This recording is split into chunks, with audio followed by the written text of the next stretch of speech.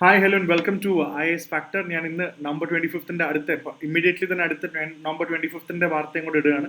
അപ്പോൾ ഇന്നും as usual ഇലക്ഷൻ്റെ ഒരുപാട് ഓവർ ഡോമിനൻസ് ഓഫ് വാർത്തകൾ ഉള്ളതുകൊണ്ട് നമുക്ക് UPSCക്ക് ആവശ്യമുള്ള, നമുക്ക് എക്സാമിന് ആവശ്യമുള്ള വാർത്തകൾ വളരെ കുറവേ ഉള്ളൂ. പക്ഷെ ഉള്ള വാർത്തകളെല്ലാം നമുക്ക് വളരെ ക്രിസ്പായിട്ട് നമുക്കത് മനസ്സിലാക്കുകയും ചെയ്യാം. സോ ജസ്റ്റ് എടുത്ത് നോക്കിയാൽ മതി ഇലക്ഷൻ വാർത്തകൾ. ഇത് ഒരു പ്രധാന വാർത്തയാണ്. കഴിഞ്ഞ കുറച്ച് ദിവസമായിട്ട് വരുന്ന ഒരു സംഭവമാണ്. 3 killed. ഇതിൽ you should understand 3 killed during the survey. ഒരു സർവേ പ്രോസസ്സിനിടയിൽ ഇത്രയും ആൾക്കാർ കൊല്ലപ്പെട്ടിട്ടുണ്ടെങ്കിൽ മോസ്ക് ഇൻ സാമ്പാൽ, ഇത് വേറൊന്നുമല്ല. ഇപ്പോൾ ഓൾറെഡി കഴിഞ്ഞ മഥുരയാണെങ്കിലും വാരണാസി ആണെങ്കിലും മുംബൈ ഉള്ള പള്ളികളാണെങ്കിലും ഓൾറെഡി വലിയൊരു ക്ലാഷ് നടക്കുന്നുണ്ട്. ഓൾറെഡി 16ാം നൂറ്റാണ്ടിലെ മുഗൾ സമയത്തുള്ള ഒരു പള്ളീനെ കുറിച്ചിട്ടാണ് ഇവിടെ സംസാരിക്കുന്നത്. ഇത് സാമ്പാൽ അവിടെയുള്ള ഷാഹി ജമാ മസ്ജിദാണ്. UPയിലെ ഷാഹി ജമാ മസ്ജിദിന് അടുത്താണ്. അവിടെ പറയുന്നത് എന്താണെന്ന് വെച്ചാൽ ഇവര് കുറെ പെറ്റീഷൻ കൊടുത്തിട്ടുണ്ട്. ആർക്കിയോളജിക്കൽ സർവേ ഓഫ് ഇന്ത്യ ഇത് ഏറ്റെടുക്കണം. കാരണം 15ാം നൂറ്റാണ്ട് അല്ലെങ്കിൽ 16ാം നൂറ്റാണ്ടിന് മുന്നേ ഇതൊരു അമ്പലമായിരുന്നു എന്ന് പറയുന്ന ആൾക്കാരുണ്ട്. പക്ഷേ ഇത് സർവേ കഴിഞ്ഞിട്ട് അമ്പലത്തിന്റെ അവശിഷ്ടങ്ങളോ അല്ലെങ്കിൽ അതൊന്നും പ്രൂവ് ചെയ്ത് കണ്ടെത്താനും പറ്റിയിട്ടുമില്ല. പക്ഷെ ഇപ്പോഴും കോടതിയിലേക്ക് ഇരിക്കുകയാണ്. അപ്പൊ ഇങ്ങനെ വന്നപ്പോൾ ഇവിടുത്തെ സർവേയും കാര്യങ്ങളും ഭയങ്കര പ്രശ്നമാണ്. അപ്പോൾ ഹിന്ദു മുസ്ലിം റിഫ്റ്റ് ഉണ്ടാവാനുള്ള പ്രധാന കാര്യങ്ങളാണ്. അപ്പോൾ ഇങ്ങനത്തെ ഇഷ്യൂസ് എപ്പോഴും വന്നുകൊണ്ടേയിരിക്കും. സോ നമ്മളത് സെക്യുലർ കൺട്രിയിലേക്ക് India should overcome this factor. നമ്മൾ ആ ഒരു കേസിലാണ് ഇത് ഇമ്പോർട്ടൻ്റ് ആവുന്നത്. പിന്നെ several Indian still missing in Russia. ഇതൊരു ഓൾറെഡി ഡിസ്കസ് ചെയ്യുന്ന ഒരു വാർത്തയാണ്. ഓൾറെഡി ഒരുപാട് ഇന്ത്യക്കാർ റഷ്യയിൽ മിസ്സിംഗ് ആണ്. ഓൾറെഡി റഷ്യയിൽ പോയിട്ട് അവിടുത്തെ ആർമിയിൽ ഫൈറ്റ് ചെയ്യാന്ന് പറഞ്ഞിട്ട് യുക്രൈൻ വാറിലും അവിടെ ഇവിടെയൊക്കെ ഫൈറ്റ് ചെയ്തിട്ട് അവർ സ്വയം ഒരുപാട് ആൾക്കാരെ ആർമിയിലേക്ക് എൻലിസ്റ്റ് ചെയ്തിട്ടുണ്ട്.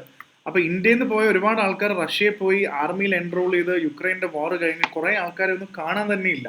ഒരുപാട് ആൾക്കാരുടെ കഥയൊക്കെ പറയുന്നുണ്ട്. വീട്ടിൽ അങ്ങനെ ഒരുപാട് ആൾക്കാരുടെ കഥ പറയുന്നുണ്ട്. മൻദീപ്, അങ്ങനെ 2-3 ആൾക്കാരുടെയൊക്കെ, ആമീൻ, സഹൂർ, ഇവരൊക്കെ റഷ്യയിൽ പോയി തിരിച്ച് ഉടനെ വിളിക്കാമെന്ന് പറഞ്ഞിട്ട് പോയിട്ട് ഇവരുടെയൊക്കെ ബോഡിയാണ് പിന്നെ കിട്ടുന്നത്. ഇവർ ആർമിയിൽ ഫൈറ്റ് ചെയ്തിട്ട്.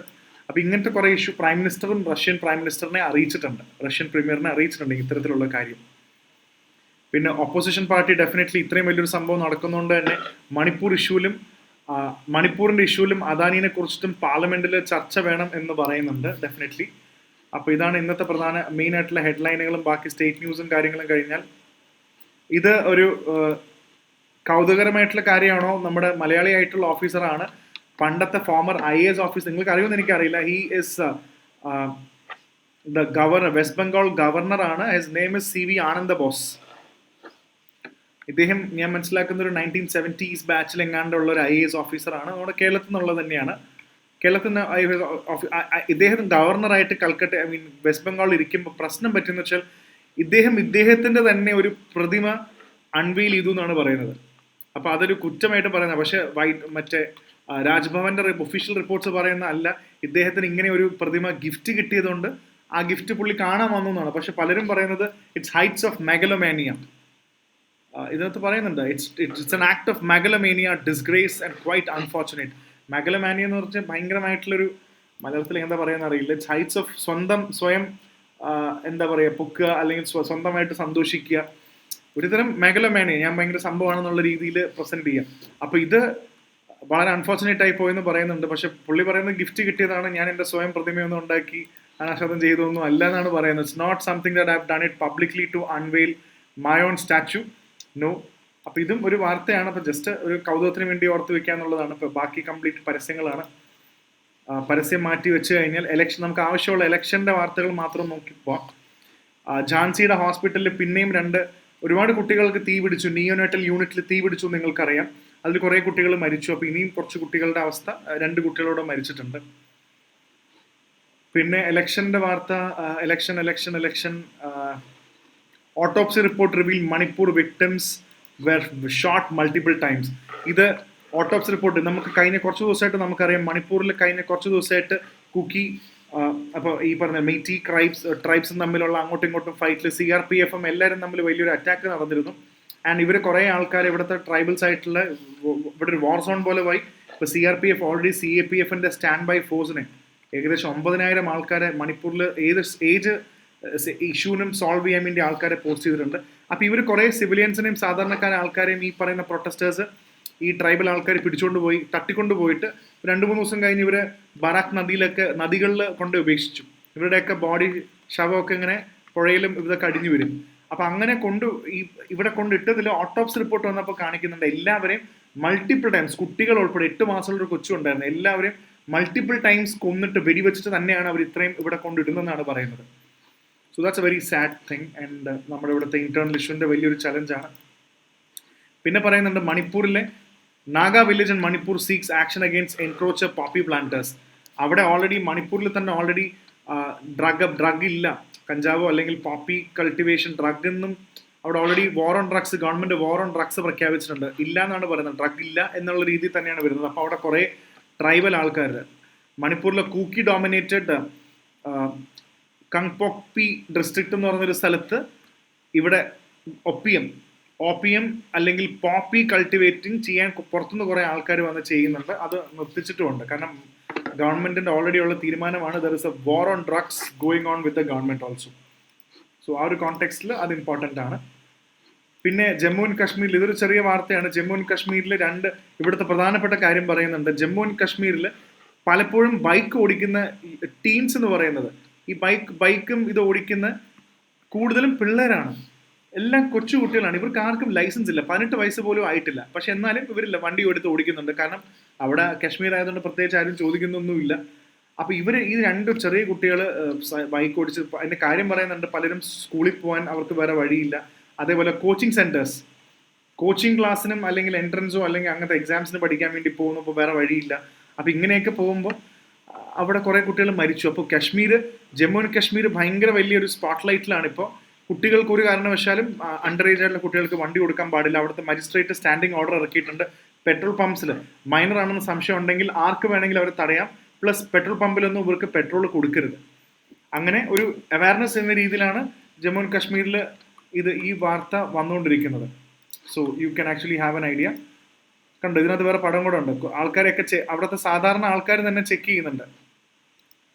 അപ്പൊ ഇതൊരു വാർത്തയാണ്. അപ്പൊ അതിന്റെ ഒരു ഇതും കൂടെ ഓർത്ത് വെക്കുക.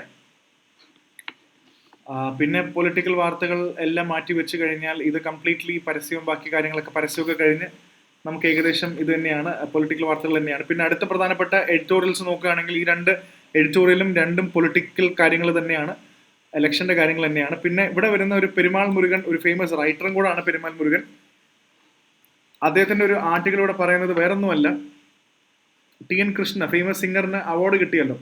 അപ്പൊ ഈ അവാർഡിന്റെ കാര്യത്തിലും MS സുബ്ബലക്ഷ്മിയുടെ കാര്യത്തിലും ഉള്ള ഒരു ചെറിയ കൺഫ്യൂഷൻ ഓൾറെഡി നിൽക്കുന്നുണ്ട്. ഇദ്ദേഹത്തിന് കൃഷ്ണയ്ക്ക് ഇവിടെ ഓൾറെഡി അവാർഡ് കിട്ടിയ സമയത്ത് യു ക്യാൻ ടേക്ക് TM കൃഷ്ണയ്ക്ക് already prestigious Sangita Kalanidhi award എന്നാണ് ഇതിന്റെ പേര്, സംഗീത കലാനിധി അവാർഡ് എന്നാണ്. അപ്പൊ ഓൾറെഡി TM കൃഷ്ണയും ഈ കലാനിധി അവാർഡിന്റെ കൂടെ, സംഗീത കലാനിധി അവാർഡിന്റെ കൂടെയാണ് വേറൊരു അവാർഡും കൂടെ കൊടുക്കുന്നത്. അത് എനിക്ക് തോന്നുന്നു ഹിന്ദുവിന്റെ അവാർഡ് തന്നെയാണ്, MS സുബ്ബലക്ഷ്മി അവാർഡാണ്. അത് ഹിന്ദുവിന്റെ അവാർഡാണ്, MS സുബ്ബലക്ഷ്മി അവാർഡ്. അപ്പോൾ ഓൾറെഡി TM കൃഷ്ണ ഒരു റാഡിക്കൽ ആയിട്ടൊരു മ്യൂസീഷ്യനും കൂടാണ്. അപ്പോൾ അദ്ദേഹത്തിൻ്റെതായ രീതിയിൽ അദ്ദേഹത്തിൻ്റെതായ എവല്യൂഷൻ ഓഫ് മ്യൂസിക്, അദ്ദേഹത്തിൻ്റെതായ കാഴ്ചപ്പാടുകളുണ്ട്. അപ്പോൾ ഇതിൽ പ്രധാനപ്പെട്ട കാര്യങ്ങളുണ്ടായിരുന്നു. അദ്ദേഹം ബ്രാഹ്മൺ അല്ലാത്തതുകൊണ്ട് തന്നെ ഒരു ബ്രാഹ്മൺ ആയിട്ടൊരു ആൾക്ക് അവാർഡ് കൊടുക്കണം, MS സുബ്ബലക്ഷ്മിയുടെ അവാർഡ് ഒരു ബ്രാഹ്മൺ അല്ലാത്ത ആൾക്ക് കൊടുക്കണ്ടെന്ന് പറഞ്ഞൊരു വാദം പണ്ടുണ്ടായിരുന്നു. പക്ഷെ ഇപ്പോൾ ആ വാദം അവർ പിൻവലിച്ചിട്ട് കോടതി ഉൾപ്പെടെ പറഞ്ഞു ഈ അവാർഡ് കൊടുക്കാം, സംഗീത കലാനിധി അവാർഡ് കൊടുക്കാം, പക്ഷേ MS സുബ്ബലക്ഷ്മിയുടെ അവാർഡ് കൊടുക്കണ്ട. അത് വേറെ കാസ്റ്റിന്റെ കാര്യമോ അല്ലെങ്കിൽ അങ്ങനത്തെ കാര്യങ്ങളോ, അല്ലെങ്കിൽ ഇദ്ദേഹം വേറൊരു ആർട്ടിക്കിൾ എങ്ങാണ്ട് എഴുതിയിരുന്നു, എനിക്ക് തോന്നുന്നു MS സുബ്ബലക്ഷ്മിക്ക് പകരം MS അണ്ടർസ്റ്റുഡ് എന്നൊക്കെ പറഞ്ഞിട്ടൊരു ആർട്ടിക്കിളൊക്കെ എഴുതി. പ്രസന്നെ പറഞ്ഞു MS സുബ്ബലക്ഷ്മിയുടെ പേരിൽ ഓൾറെഡി ഒരു ട്രസ്റ്റോ കാര്യങ്ങളോ ഒരു തീരുമാനം, ഓൾറെഡി ഒരു വില്ല് എഴുതിയിട്ടുണ്ടായിരുന്നു. അതായത് MS സുബ്ബലക്ഷ്മിയുടെ പേരിൽ ഒരു അവാർഡോ ഒരു കാര്യമോ ഒന്നും കൊടുക്കാൻ പാടില്ല എന്നുള്ളതുണ്ട്. പക്ഷെ അവിടെ അങ്ങനെ MS സുബ്ബലക്ഷ്മിയുടെ ഗ്രാൻഡ് സൺ ശ്രീനിവാസൻ ഈ മദ്രാസ് ഹൈക്കോർട്ടിൽ കേസൊക്കെ കൊടുത്ത് ഫൈനലി അവാർഡ് വാങ്ങിക്കാം, പക്ഷെ MS സുബ്ബലക്ഷ്മിയുടെ അവാർഡ് വാങ്ങിക്കേണ്ട. അപ്പൊ ഇതൊക്കെ വരുമ്പോൾ ഇങ്ങനെയൊക്കെയാണോ ഇദ്ദേഹം പെരുമാൾ മുരുകൻ ചോദിക്കുന്ന കുറെ ചോദ്യങ്ങളുണ്ട്. ഇങ്ങനത്തെ പേരിലുള്ള അവാർഡുകളൊക്കെ കൊടുക്കുമ്പോൾ ശരിക്കും അപ്പൊ അതിനു മുന്നേ അവാർഡ് വാങ്ങിച്ചിട്ടില്ലേ എന്നല്ല, MS സുബ്ബലക്ഷ്മി അവാർഡ് ആദ്യമായിട്ടാണോ വാങ്ങിക്കുന്നത്, അതിനു മുന്നേ വാങ്ങിച്ചിട്ടില്ലേ, അങ്ങനത്തെ കുറെ കാര്യങ്ങൾ, ഇങ്ങനത്തെ മ്യൂസിക്കും അങ്ങനത്തെ കാര്യങ്ങളെ കുറിച്ചാണ് ഈ ഒരു എഡിറ്റോറിയൽ വന്നിരിക്കുന്നത്. അപ്പോൾ ഇങ്ങനെയും അവാർഡുകൾ കൊടുക്കും എന്ന് മനസ്സിലാക്കുക. പിന്നെ അടുത്ത പ്രധാനപ്പെട്ടെന്ന് പറയുന്നത് അർബൻ ഇൻഫ്രാസ്ട്രക്ചർ ഫിനാൻസിങ് ആണ്. ഇതൊരു സിമ്പിൾ ആർട്ടിക്കിളാണ്, പക്ഷെ അത് പെട്ടെന്ന് മനസ്സിലാക്കണമെങ്കിൽ നിങ്ങൾക്കൊരു കാര്യം ഇതിനകത്ത് കൃത്യമായിട്ട് മനസ്സിലാക്കണം. ഇന്ത്യയുടെ അർബൻ പോപ്പുലേഷൻ നമുക്ക് ഓൾറെഡി അറിയാം, റൂറൽ ഏരിയ ഉണ്ട്, അതേപോലെ തന്നെ നമുക്ക് അർബൻ ഏരിയ ഉണ്ട്. അപ്പൊ അർബൻ പോപ്പുലേഷന്റെ കാര്യമാണ് പറയുന്നത്.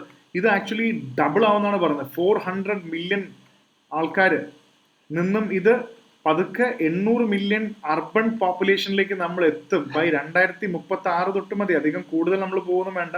2036 ആകുമ്പോഴേക്കും ഇത്രയും അധികം അഡൽട്ട് പോപ്പുലേഷൻ അല്ലെങ്കിൽ അർബൻ പോപ്പുലേഷൻ ഇത്രയും ഡബിൾ ആവും 2036 ആകുമ്പോൾ. പക്ഷെ ഇങ്ങനെ വരുമ്പോൾ എന്താ പ്രശ്നം എന്ന് വെച്ചാൽ, ഇത്രയും അധികം ആൾക്കാർ ഡബിൾ ആകുമ്പോൾ അർബൻ ഏരിയാസിൽ ഇതിനുള്ള ഇൻഫ്രാസ്ട്രക്ചർ ഉണ്ടോ, ഇവരെ പിടിച്ചു നിർത്താനോ അല്ലെങ്കിൽ ഇവരെ കംപ്ലീറ്റ്ലി സെർവ് ചെയ്യാനുള്ള നമുക്ക് രാജ്യത്തിനുള്ള ഇൻഫ്രാസ്ട്രക്ചർ നമുക്ക് ആ സമയത്ത് ഉണ്ടാവുമോ എന്നുള്ള വലിയ ചോദ്യമുണ്ട്. അങ്ങനെ വരികയാണെങ്കിൽ 2036 ഏകദേശം സമയം കൊണ്ട് നമുക്ക് ഏകദേശം 70 ലക്ഷം കോടിയാണ് 70 ലക്ഷം കോടിയാണ് നമുക്ക് ഇൻഫ്രാസ്ട്രക്ചർ ഇനത്തിൽ മാത്രം മാറ്റി നിർത്തേണ്ടത്. അപ്പോൾ ഇത്രയൊക്കെ ഉണ്ടാക്കാൻ ഇൻഫ്രാസ്ട്രക്ചറൊക്കെ നമ്മൾ ശരിക്കും പ്രിപ്പയർഡ് ആണോ? ഗവൺമെന്റിന് വേണ്ടത്ര ഫണ്ടോ അല്ലെങ്കിൽ അതിന്റെ വേണ്ടത്ര ടാക്സുകളോ കാര്യങ്ങളോ ഒക്കെ നമുക്കുണ്ടോ? പിന്നെ ഇതിനകത്ത് പറയുന്നുണ്ട് മുനിസിപ്പൽ ടാക്സ്. അത് വളരെ പ്രധാനപ്പെട്ട ഒരു ടാക്സിങ് സിസ്റ്റം അല്ല. മുനിസിപ്പൽ ടാക്സേഷൻ വളരെയധികം മുനിസിപ്പൽ റവന്യൂ മുനിസിപ്പൽ ലെവലിൽ നമുക്ക് കിട്ടുന്ന റവന്യൂ വളരെയധികം കുറഞ്ഞിരിക്കുകയാണെന്നാണ് പറയുന്നത്. കളക്ട് ചെയ്യാൻ പറ്റുന്നില്ല. എന്താണ് ഈ തരത്തിലുള്ള മുനിസിപ്പൽ കളക്ഷൻ എന്ന് പറയുമ്പോൾ എന്താണ്? നമ്മുടെ ബിൽഡിങ്ങിന്റെ മുകളിലുള്ള പ്രോപ്പർട്ടി ടാക്സ് ഇതൊക്കെ ഇതിനകത്ത് വരുന്നതാണ്. നമ്മുടെ ബിൽഡിങ്ങിന് പുറത്തുള്ള പ്രോപ്പർട്ടി ടാക്സ്, എന്തെങ്കിലും ഫൈനോ അല്ലെങ്കിൽ വേറെ എന്തെങ്കിലും ടാക്സ്, മറ്റേതെങ്കിലും ടാക്സ്, എന്തെങ്കിലും ഫീസ്, ഗ്രാൻസ്, ഇതൊക്കെയാണ് മുനിസിപ്പലിന് കിട്ടുന്ന. ഈ റവന്യൂ ഒക്കെ വളരെ വീക്കാണെന്നാണ് പറയുന്നത്. അപ്പോൾ എങ്ങനെയാണെങ്കിലും ഇന്ത്യക്ക് ഒരുപാട് ഇൻഫ്രാസ്ട്രക്ചർ സെറ്റപ്പ് വേണ്ടി വരും ഇത്രയും വലിയ പോപ്പുലേഷനെ കൊണ്ടുവരണം എന്ന് അഡ്രസ്സ് ചെയ്യപ്പെടുന്ന വളരെ പ്രധാനപ്പെട്ട ഇതിനകത്ത് പറയുന്ന കുറേ കാര്യങ്ങളാണ്. ഇത് തന്നെയാണ് ഇതിനകത്ത് മെയിനായിട്ട് പറയുന്ന കാര്യങ്ങൾ. സ്റ്റാറ്റിസ്റ്റിക്സ് വായിച്ചാൽ ഇതാണ് ഈ ആർട്ടിക്കിളിന്റെ കഥ. പിന്നെ അങ്ങോട്ട് ഫുൾ ഇലക്ഷൻ വാർത്ത, ലുക്നിത്തി, CSDS സർവേ, പിന്നെ അടുത്ത് നാഷണൽ ന്യൂസ് നോക്കിക്കഴിഞ്ഞാൽ പിന്നെയും മേജർ പേപ്പർ, പിന്നെയും സർവേ. അടുത്ത പേപ്പർ നോക്കിക്കഴിഞ്ഞാലും അതും പ്രധാനമായിട്ടും വെൽഫെയർ സ്കീമും മറ്റ് പൊളിറ്റിക്കൽ വാർത്തകളും അതിൻ്റെയും സർവേ. ഇത് ഓർമ്മയുണ്ടാവുമെന്ന് വിചാരിക്കുന്നു. ഈ സ്കീമെല്ലാം ലഡ്കി ബഹൻ യോജന, ഇതൊക്കെ ഒരിക്കൽ തുടങ്ങിയിട്ട് വലിയ പണി കിട്ടിയതാണ്. ഇത് എല്ലാവരുടെ അക്കൗണ്ടിലേക്ക് പൈസ കൊടുക്കാന്ന് പറഞ്ഞ് വലിയ പണി കിട്ടിയ ഒരു സ്കീമാണ്.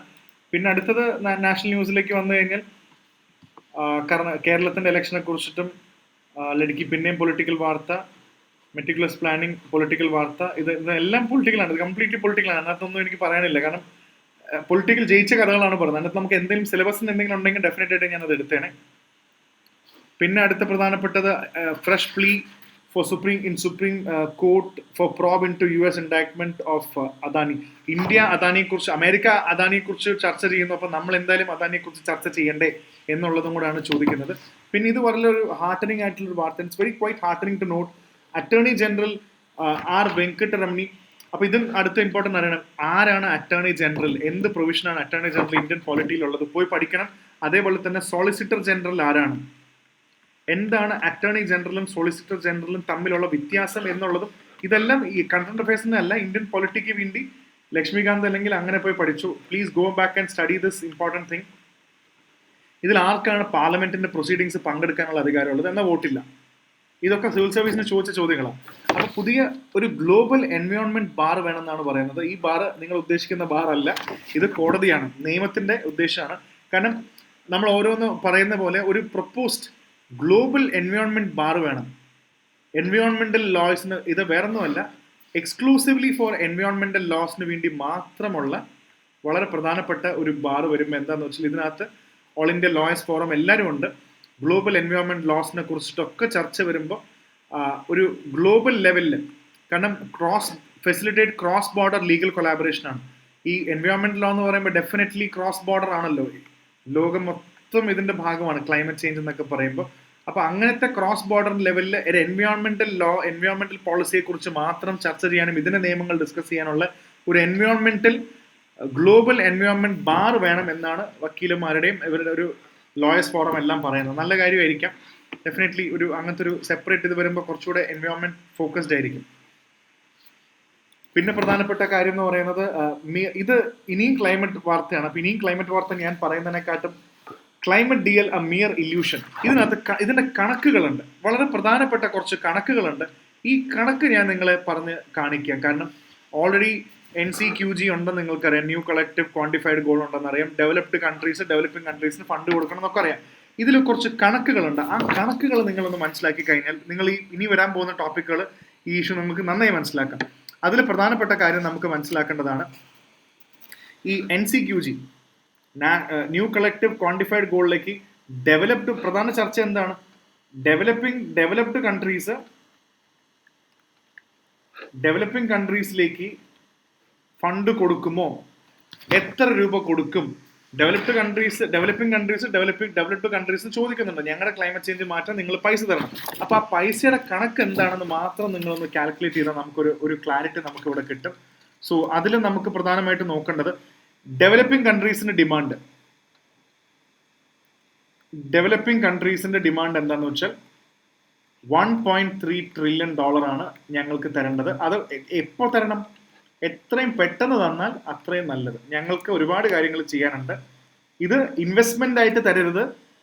ഇത് ലോണോ അല്ലെങ്കിൽ ലോ കോസ്റ്റ് ലോണോ അല്ലെങ്കിൽ എന്തെങ്കിലും ഗ്രാൻഡ് ആയിട്ട് വേണം തരാൻ. അല്ലാതെ ചുമ്മാ നിങ്ങളുടെ രാജ്യം ഇവിടെ ഒന്ന് ഇൻവെസ്റ്റ് ചെയ്ത് പ്രോഫിറ്റ് ഉണ്ടാക്കാൻ നോക്കണ്ട. ഞങ്ങൾക്ക് $1.3 ട്രില്യൺ ആണ് വേണ്ടത്. ഇനി ഡെവലപ്ഡ് കൺട്രീസിന്റെ വാദം എന്താണ്? അവർ പറയുന്ന ഡേറ്റ് എന്താ? ഞങ്ങൾക്ക് $1.3 ട്രില്യൺ ഒന്നും തരാൻ പറ്റില്ല. ഞങ്ങൾ വേണമെങ്കിൽ ഓൾമോസ്റ്റ് ഒരു $300 ബില്യൺ, അതാണ് ഇവിടെ പറയുന്നത്. $300 ബില്യൺ 2035 ആകുമ്പോൾ തരാം. അപ്പോഴും അവർ പറയുന്ന വാക്കുണ്ട്, വിൽ ട്രൈ ടു മൊബിലൈസ് എന്നാണ് പറയുന്ന വാക്ക്. We are trying to mobilise that fund. അപ്പോൾ ഇപ്പൊ മനസ്സിലായില്ലേ, ഡെവലപ്പിംഗ് കൺട്രീസ് $1.3 ട്രില്യൺ ആണ് ചോദിക്കുന്നത്. ഇവർ $300 ബില്യൺ എത്ര വർഷം? 10 വർഷം 11 വർഷം കഴിഞ്ഞിട്ട് വേണമെങ്കിൽ ആലോചിക്കാൻ, ഞങ്ങൾ അപ്പോഴേക്കും ഈ ഫണ്ട് കണ്ടെത്താം എന്നുള്ളതാണ് ഇവരിത് പറയുന്നത്. അപ്പോൾ ഇതാണ് ഈ വാല്യൂ ഓർത്ത് വെച്ചാൽ മതി. $1.3 ട്രില്യൺ നമ്മളിപ്പോൾ ചോദിക്കുമ്പോൾ അവർ നമുക്ക് 10-11 വർഷം കഴിഞ്ഞിട്ട് $300 ബില്യൺ തരാം, $1 ട്രില്യൺ തരാൻ പറ്റില്ല എന്ന് പറയുമ്പോൾ, അതുകൊണ്ടാണ് ഈ ക്ലൈമറ്റ് ഡീൽ പരാജയപ്പെടാനുള്ള പ്രധാന കാര്യം. NCQG പരാജയപ്പെടാൻ കാരണം ഈ ഫണ്ടിന്റെ കാര്യത്തിൽ ക്ലാരിറ്റി വന്നിട്ടില്ല. അപ്പൊ അത് ക്ലിയർ ആണെന്ന് വിചാരിക്കുന്നു. So I think that is clear. അപ്പൊ ഇതാണ് ഇതിനകത്ത് എത്രയൊക്കെ പറഞ്ഞാലും ഇത് തന്നെയാണ് ഇതിനകത്ത് കൂടുതൽ പറയുന്നത്. ഈ വാല്യൂ തന്നെയാണ് കൂടുതൽ പറഞ്ഞു പോകുന്നത്. പിന്നെ Viksit Bharat dialogue, youth politics, യുവാക്കളെ, നരേന്ദ്രമോദിയുടെ പ്രോഗ്രാമാണ് വികസിത് ഭാരത് ഡയലോഗ് എന്ന് പറഞ്ഞത്. നോൺ പൊളിറ്റിക്കൽ ബാക്ക്ഗ്രൗണ്ടിൽ നിന്ന് വരുന്ന യുവാക്കളെ പൊളിറ്റിക്സിലേക്ക് കണക്ട് ചെയ്യാനുള്ള ഒരു പ്രോഗ്രാമാണ്. ഡൽഹിയിലാണ് നടക്കുന്നത്. ഒരുപാട് ആൾക്കാർ പങ്കെടുക്കുന്ന ഒരു പ്രോഗ്രാമാണ്. അപ്പോൾ ഓൾമോസ്റ്റ് ഡൽഹി നടക്കുകയാണ്. ഭാരത് മണ്ഡപം ഡൽഹിയിലാണ് നടക്കാൻ പോകുന്നത്. Viksit Bharat young leaders dialogue പ്രോഗ്രാമാണ്. അതേപോലെ NCC നാഷണൽ കേഡറ്റ് കോർപ്സിൽ ഒരുപാട് കുട്ടികൾ പങ്കെടുക്കണം. അങ്ങനെ പൊളിറ്റിക്സിന്റെ ഭാഗമാകണം എന്നൊക്കെ പറയുന്ന വലിയൊരു പ്രോഗ്രാം നടക്കാൻ പോവാണ്. ഇത് നടക്കാൻ പോകുന്നത് ബർത്ത് ആനിവേഴ്സറി ഓഫ് സ്വാമി വിവേകാനന്ദന്റെ ആണ്. ജനുവരി 12 നടക്കാൻ പോകുന്നത്, which is also the youth day of India. ജനുവരി 12 യൂത്ത് ഡേ. സ്വാമി വിവേകാനന്ദന്റെ പിറന്നാള് ആഘോഷിക്കുന്ന ഒരു ദിവസം കൂടാണത്. അപ്പൊ അതിന്റെ കോണ്ടെക്സ്റ്റിൽ നിങ്ങൾ അതും കൂടെ നിങ്ങൾ മനസ്സിലാക്കി വെക്കാം. ഓക്കെ, പിന്നെ അടുത്ത മുനമ്പം ഡിസ്പ്യൂട്ട് ആണ്. Judicial panel to invite all stakeholders for meeting. ഇത് കഴിഞ്ഞ കുറെ ദിവസമായിട്ട് നടക്കുന്നുണ്ട്. ഇത് നിങ്ങൾ ഇത്രയും കൂടുതൽ കാര്യങ്ങൾ മനസ്സിലാക്കാൻ പറ്റില്ലെങ്കിൽ നിങ്ങളൊരു കാര്യം മനസ്സിലാക്കുക. അതായത് വഖഫ് ബോർഡ് ഇന്ത്യ മൊത്തം ചർച്ചയിൽ നിൽക്കുകയാണല്ലോ. വഖഫ് എവിടെ ഉണ്ടെങ്കിലും വഖഫ് ബോർഡ് കർണാടകയിൽ ഇഷ്യൂ പ്രശ്നമുണ്ട്. ഓൾ ഇന്ത്യ ലെവലിൽ പാർലമെന്ററി കമ്മിറ്റീസിൽ പോലും ജഗദംബിക പാലും ജുഡീഷ്യറി അവിടത്തുള്ള എല്ലാ ആൾക്കാരും എല്ലാവരും ചർച്ച ചെയ്യുന്ന ഒരു കാര്യമാണ്. ഇവിടുത്തെ മുനമ്പം ഇഷ്യൂ എന്ന് പറയുന്നത് ഓൾറെഡി ഞാനൊരു എക്സാമ്പിൾ പറയാം. ഓൾറെഡി ഒരു പ്ലോട്ട്, ഒരു പീസ് ഓഫ് ലാൻഡിൽ നമ്മൾ കുറച്ച് ആൾക്കാർ താമസിക്കുകയാണെന്ന് വിചാരിക്കും. ഇവിടെ എല്ലാം നമ്മൾ പല ആൾക്കാരും താമസിക്കുകയാണ്, വർഷങ്ങളായിട്ട് താമസിക്കുകയാണ്. You are residing in this place. Okay, ഇവിടെ നമ്മൾ റിസൈഡ് ചെയ്യാണ്. ഈ സ്ഥലം നമുക്ക് കിട്ടിയത് ഫറൂഖ് കോളേജിന്റെ കയ്യിലാണെന്ന് വിചാരിക്കുക. ഫറൂഖ് കോളേജാണ് അവിടുത്തെ പ്രധാനപ്പെട്ട കോളേജ്, കോഴിക്കോട്. ഫറൂഖ് കോളേജിന്റെ അവിടെ നിന്നാണ് നമുക്ക് വിചാരിക്കാം. ആ കോളേജ് തന്നെ അല്ലേ? ഡെഫിനറ്റ്ലി ഫറൂഖ് കോളേജിന്റെ കയ്യിലാണെന്ന് വിചാരിക്കുക. ഈ കോളേജിൽ നിന്നാണ് ഈ സ്ഥലം ഇവർക്ക് കിട്ടിയത്. നമ്മൾ ഇവിടെ താമസിക്കുകയാണ്. അപ്പൊ ഇന്ന് രാവിലെ പ്രധാനപ്പെട്ട ആൾക്കാർ ചോദിക്കുകയാണ്, ഈ സ്ഥലം നമ്മുടെ അല്ല എന്ന് പറഞ്ഞാൽ നിങ്ങൾക്ക് എന്ത് തോന്നും? നമ്മൾ വർഷങ്ങളായിട്ട് താമസിക്കുകയാണ്, ഇത് ഞങ്ങളുടെ സ്ഥലമല്ല. അപ്പൊ നമ്മൾ ചോദിക്കും, ഇത് ഞങ്ങൾക്ക് കിട്ടിയ സ്ഥലമല്ല, ഫറൂഖ് കോളേജിന് കിട്ടിയ സ്ഥലമല്ല. അപ്പൊ അടുത്ത ചോദ്യം, ഈ സ്ഥലം ശരിക്കും വഖഫിന്റെ സ്ഥലമാണ്, വഖഫ് ബോർഡിന്റെ സ്ഥലമാണ്. അതിന്റെ ഡോക്യുമെന്റ്സ് ഞങ്ങളുടെ കയ്യിലുണ്ട്. വഖഫ് ബോർഡിന്റെ സ്ഥലമാണ്. അപ്പോ ഫറൂഖ് കോളേജിന് ഇങ്ങനെ വഖഫിന്റെ ഒരു പ്രോപ്പർട്ടി മറ്റൊരു സംഭവത്തിന് വേണ്ടി വിൽക്കാനുള്ള, ഫറൂഖ് കോളേജിന് ഇത് വിൽക്കാനുള്ള അധികാരം തന്നെ ഇല്ല. പിന്നെ എങ്ങനെ ഫറൂഖ് കോളേജ് ഇത് വിറ്റ് നിങ്ങളവിടെ താമസിക്കും? അപ്പോൾ നമ്മൾ ചോദിക്കും ഇത്രയും വർഷം കഴിഞ്ഞിട്ടാണ് ഇത് പറയുന്നതല്ലേ. അങ്ങനെ കോടതിയിൽ കേസ് നിൽക്കുന്നതുകൊണ്ടാണ് ഇവിടെ പ്രധാനപ്പെട്ട CN രാമചന്ദ്രൻ, പ്രധാനമായിട്ടും CN രാമചന്ദ്രൻ നായരുടെ ജുഡീഷ്യൽ കമ്മീഷൻ അപ്പോയിന്റ് ചെയ്തിട്ടുണ്ട്. എല്ലാവരുടെ വാദങ്ങളും കേൾക്കാൻ CN Ramachandran Nair judicial commission, ആ കമ്മീഷൻ ഓർത്ത് വെച്ചോളൂ. അപ്പൊ ഇതിന്റെ കഥ ബേസിക്കലി ഇതാണ് പറയുന്നെങ്കിലും നോ അബൌട്ട് ദി വഖഫ് ഡീഡും കാര്യങ്ങളൊക്കെ ഉണ്ട്. Purchase from they had reportedly purchased from Farouk College the reported waqf deed executed in Siddiq Seth in 1950 ഇത് വാങ്ങുന്നത്. ഇത്രയും വർഷം കഴിഞ്ഞ് ഫറൂഖ് കോളേജിന് ഇത് വിൽക്കാൻ തന്നെ പറ്റുമെന്ന് ചോദിക്കുമ്പോൾ അപ്പോൾ ഈ കമ്മിറ്റിയെ കുറിച്ചിട്ടും നിങ്ങൾ ഓർത്ത് വെക്കണം. CN രാമചന്ദ്രൻ കമ്മിറ്റി ഇതിനകത്ത് പറയുന്നുണ്ടല്ലോ, ഡെഫിനറ്റ്ലി ഇതിനകത്ത് കമ്മീഷനെ കുറിച്ചിട്ട് പറയുന്നുണ്ട്. ദ കമ്മീഷൻ വിസിറ്റ് എന്ന് പറയുന്നുണ്ട്.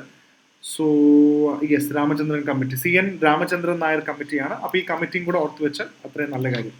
Will have an idea. അപ്പോൾ ഇതാണ് ഇന്നത്തെ പ്രധാനപ്പെട്ട വാർത്ത. പിന്നെ എഗെയിൻ കുറച്ച് രാജ്യങ്ങളുടെ മാപ്പ് ലിസ്റ്റ് എടുക്കാനുണ്ട്. ജോർദൻ, എവിടെയാണ് ജോർദന്റെ മാപ്പ് നിങ്ങൾ ലൊക്കേറ്റ് ചെയ്യണം. ജോർദനിൽ ഇഷ്യൂ നടക്കുന്നുണ്ട്. Uruguay, where is Paraguay and Uruguay? World cup ഒക്കെ നമുക്ക് വരുമ്പോൾ എപ്പോഴും പണ്ടത്തെ വേൾഡ് കപ്പ് ഒക്കെ നമുക്ക് ഓർമ്മ. ഉറുഗ്വേ എന്നൊരു രാജ്യം എവിടെയാണ്? സൗത്ത് അമേരിക്ക എവിടെ, ഏത് ഭാഗത്താണ്? ബോർഡർ ഏതൊക്കെയാണ്? റൊമാനിയ, ഇതെല്ലാം ക്യാപിറ്റലാണ്. ഇപ്പൊ ഇതും പരീക്ഷയ്ക്ക് ചോദിക്കാവുന്നതാണ്. ജോർദന്റെ ക്യാപിറ്റലാണ് അമ്മാൻ, ഉറുഗ്വേയുടെ ക്യാപിറ്റലാണ് മോണ്ടെവീഡിയോ, റൊമാനിയയുടെ ക്യാപിറ്റലാണ് ബുച്ചാറസ്റ്റ്, ഉക്രൈൻ്റെ ക്യാപിറ്റലാണ് കീവ്. അപ്പൊ ഇത് നാളും വേണമെങ്കിൽ നിങ്ങൾക്ക് സിവിൽ സർവീസിന്റെ പരീക്ഷയിൽ മാച്ച് ദ ഫോളോയിങ് ആയിട്ട് ചോദിക്കാം. ജോർദന്റെ ക്യാപിറ്റൽ അമ്മാൻ, ഉറുഗ്വേയുടെ ക്യാപിറ്റൽ മോണ്ടെവീഡിയോ, റൊമാനിയയുടെ ക്യാപിറ്റൽ ബുച്ചാറസ്റ്റ്, യുക്രൈൻ്റെ ക്യാപിറ്റൽ കീവ്. അപ്പോൾ 4 രാജ്യങ്ങൾ, ഉക്രൈൻ, റൊമാനിയ, ഉറുഗ്വേ. ഇത് തന്നെ നിങ്ങൾക്ക് കിട്ടിയെന്ന് വിചാരിക്കുന്നു. പിന്നെ ഹെസ്ബുള്ള പിന്നെയും റോക്കറ്റ് ഫയർ ചെയ്തു. ഇത് അവസാനിക്കില്ല ഒരിക്കലും ഇസ്രയേൽ. അതേപോലെ Iran nuclear deal UK, France, Germany ആയിട്ട് ഡിസ്കഷൻ വെക്കുന്നുണ്ട്. കാരണം ഓൾറെഡി ഇറാന്റെ കയ്യിൽ ന്യൂക്ലിയർ പവർ ഉണ്ട്, അല്ലെങ്കിൽ അഡ്വാൻസ് സെൻട്രിഫ്യൂജ് ഓൾറെഡി ഉണ്ടെന്ന് പറഞ്ഞു. ന്യൂക്ലിയർ പവർ ഉണ്ടാക്കുന്നുണ്ട്. അത് അവർക്ക് ഒരിക്കലും പിടിക്കില്ല. അതുകൊണ്ട് തന്നെ ഇന്റർനാഷണൽ എനർജി കമ്മീഷൻ, IAEA എന്ന് പറയുന്നത്, international atomic energy agency, IAEA already ഇറാനെ ഭയങ്കര സ്ട്രിക്റ്റ് ആയിട്ട് ഗാർഡ് ചെയ്യുന്നുണ്ട്, എന്തെങ്കിലും ന്യൂക്ലിയർ പവർ ഉണ്ടാക്കുന്നുണ്ടോ എന്ന് അറിയാൻ വേണ്ടി. ഇത് ഭയങ്കര ഒരു ഡിഫിക്കൽട്ടായിട്ട് വളരെ സങ്കടമുള്ളൊരു പിക്ചറാണ്. ഇത് കണ്ടു കഴിഞ്ഞാൽ തന്നെ a man watches his house on fire in Tondo in Manila, Philippines. Thousands of homes were destroyed when fire ripped through hundreds of in a closely built slum area of the Philippines capital Manila. No casualties were reported in the island Puttapoto village. അപ്പോൾ ഇത്രയും വില്ലേജിനെ കണ്ടോ, അയാൾ വീട്ടിൽ നിന്ന് ഇറങ്ങി ഓടി, അയാളുടെ വീട് മൊത്തം കത്തിപ്പിടിക്കുന്നതാണ്. Fire in Manila. So where is Manila? Manila is in Philippines. Again Philippines Luzon islands ഏത് രാജ്യത്തിലാണ്? Indonesia, Malaysia, Philippines, Singapore. എവിടെയാണ് എന്ന് ചോദ്യം വന്നാൽ ലുസോൺ ഐലൻഡ്സ്. ഇങ്ങനത്തെ ചോദ്യങ്ങൾ കറണ്ട് അഫയേഴ്സ് തന്നെയാണ് ചോദിക്കുന്നത്. അപ്പോൾ ഇത്രയും കാര്യങ്ങളാണ് ഇന്റർനാഷണൽ ന്യൂസിൽ നമുക്ക് ഇന്ന് പ്രധാനമായിട്ടും ഡിസ്കസ് ചെയ്യാനുള്ളത്. സോ എന്തായാലും keep listening to IAS factors classes. നിങ്ങൾ കമന്റ് ചെയ്യുക, ബാക്കിയുള്ള നന്നായി പ്രിപ്പയർ ചെയ്യുക, ഞാൻ പറഞ്ഞ കാര്യങ്ങൾ നന്നായി പ്രിപ്പയർ ചെയ്യുക. So this is Arjun R Shankar. നമുക്ക് അടുത്ത ക്ലാസ്സിൽ കാണാം. Take care. Thank you so much.